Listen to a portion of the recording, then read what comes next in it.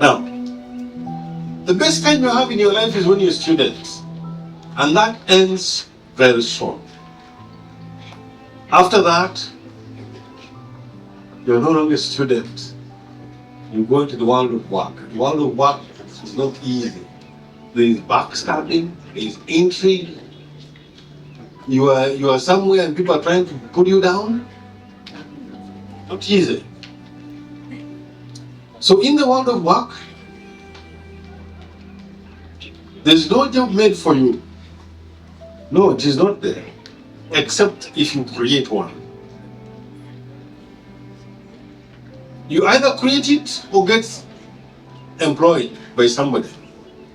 So that means either go for profit or for a salary. When you employ yourself, you go for profit. When somebody employs you, you go for the salary. Now, it's very important for you to create your own job. I've talked about that already.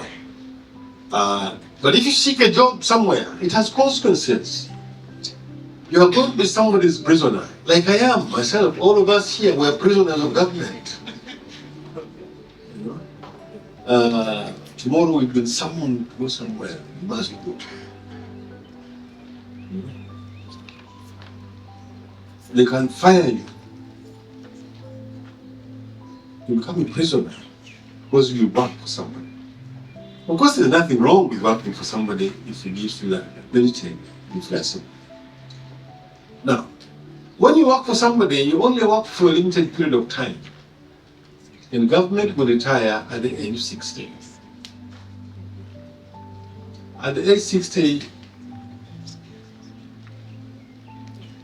maybe the knowledge somebody can acquire is so much that possibly is wiser. In Japan, when you get 70, you go into some boards and you start giving your knowledge in those institutions. When you are employed by somebody, you have landed a job, and some people stab you in the back because they want that job. The workplace is full of intrigue. You know, in offices, this one did this, this one did this, this one did that. And they can sack you anytime. You can lose your job just like that if you are employed by somebody. So how do you survive there? When you get a job, how are you going to survive with that job? First, don't cross the boss. You know, there's a tendency for people to say, you know, the boss fears me. He fears I'm going to take his job. My friend, you understand. The boss may be a very bad person, but he can, you don't know much than what he does. You know, experience is not bought from a shop. When you just left the university, if you have knowledge, it's not the experience. Experience must be earned. I always tell people I can teach you how to brake a car in 2 minutes. Anybody who wants a lesson in car driving? 2 minutes. Okay. So, are you ready? Yes. Okay, get into the car, sit, ignite, and accelerate, and you go. You don't know how to drive a car, don't you? That is the workplace. A car needs experience. You drive it today, you know people. After 2 years, you become an experienced driver. That is a workplace. It's not something you go in today and you learn and so you must also understand organizational politics. When you get into a place, there is always organizational politics. Politics are interests people have in a place. So find out, what are people's interests? What are people's interests? When you know people's interests, it enables you to understand. For instance, there are what we call informal leaders in organizations. People rally around it. They're part of the structure. They're very powerful people, and they drive the organizational politics. So understand this, and build firewalls. Protect yourself in that organizational politics. And very important, understand where the power is. Where are the power centers in the organization where you are working? So this business of saying the boss fears you because you're a graduate, my friend, that doesn't happen. Look for the informal leaders, like I've just mentioned. There are people in the organization, the lower parts of the organization, they wield authority. So look for the informal leaders, and we're saying be emotionally intelligent. This is something which we've talked about these days.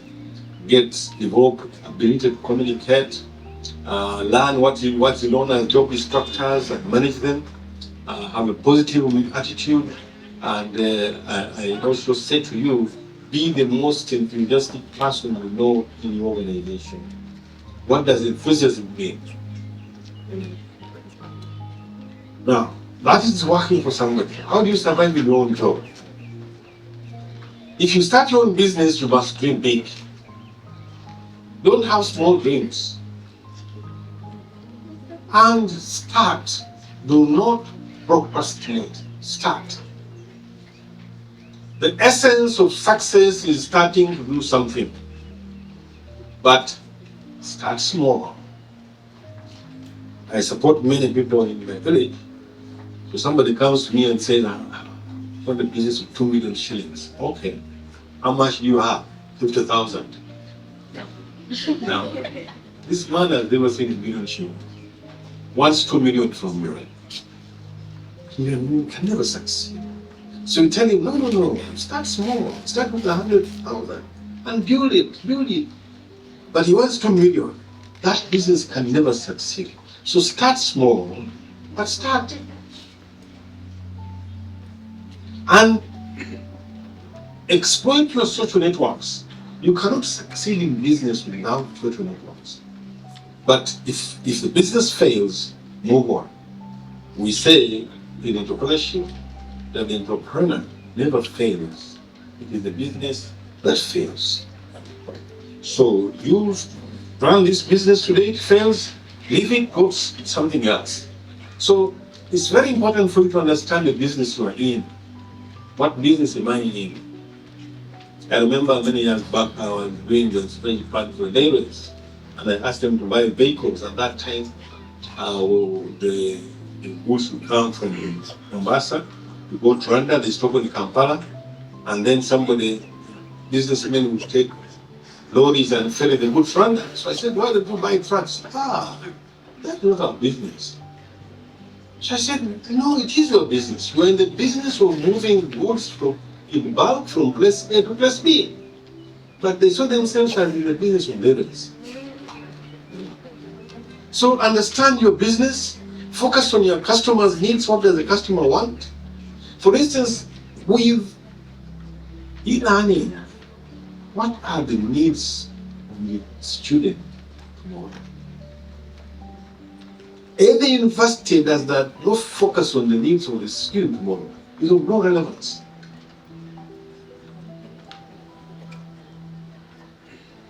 And give the business the time it requires. Make the business your business. Some people start a business, after it has made some money, they go out and leave some people to run it. They don't understand what it is. Don't hire relatives. It's a very big debate. My advice to you, don't hire relatives. They're not easy to fire.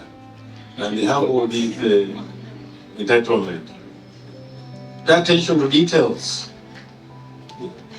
What's happening? But, be honest. I've met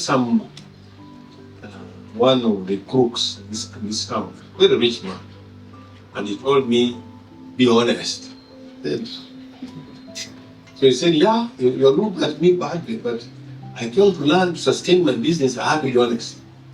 So these days he says he reports to tax authority.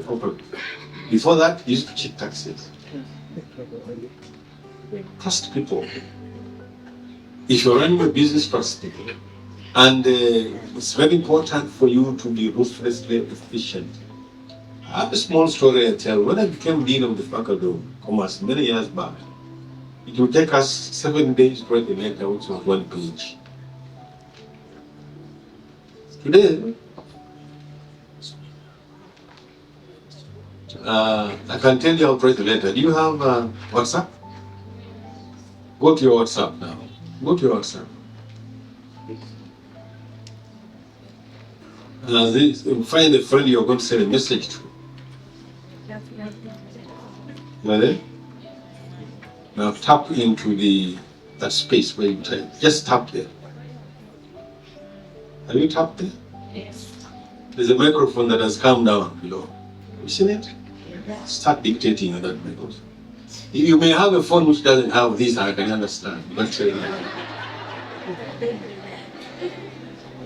start saying something with that microphone. Say hello.